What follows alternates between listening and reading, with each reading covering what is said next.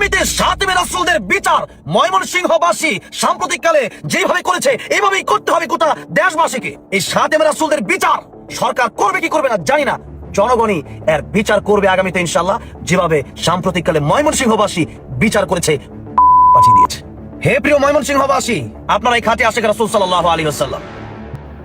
এই ধরনের কিছু ধর্মান্ধ অমানুষদের জন্য দেশে বাংলাদেশে ধর্ম নিয়ে বাড়াবাড়ি হয়, বাংলাদেশের সাধারণ মুসলমানের সেন্টিমেন্ট নিয়ে এরা খেলা করে।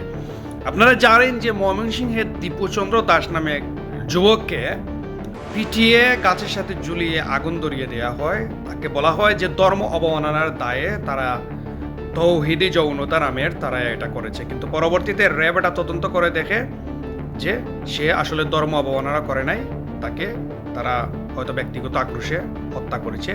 সে যে ধর্ম অবমাননা করেছে তার কোনো ভিত্তি পাওয়া যায়নি, র্যাব সরাসরি এটা স্বীকার করেছে।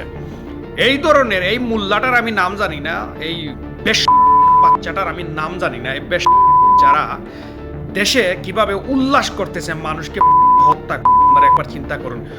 জঙ্গিদের বাচ্চাদের জন্য বাংলাদেশের অবস্থাটা কি হচ্ছে, কোন দিকে যাচ্ছে একবার আপনারা চিন্তা করুন। এই ধরনের জঙ্গিদের জন্য দেশে প্রতিনিয়ত দাঙ্গা লাগছে, দাঙ্গা থেকে গৃহযুদ্ধে পরিণত হচ্ছে। এই ছাওয়ালরা যতদিন এই ওয়াজের মঞ্চে যতদিন থাকবে, আর কিছু বাচ্চাদের আইডল যতদিন থাকবে, এরা ততদিন এই দেশে শান্তি হবে না।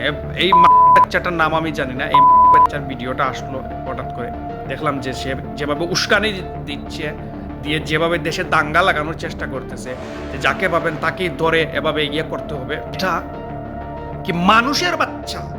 এটা কি আমার ইসলাম শিখায়? এটা কি আসলে ইসলাম শিখায়? ইসলামের দুশ্মন কারা চিন্তা করেন তো, কারা এই ইসলামের দুশ্মন? ইসলামের দুশ্মন কি অন্য ধর্মের মানুষ, নাকি ইসলামের ভিতরে ইসলামের দুশ্মন এই জানগুলা বিরাজ করছে?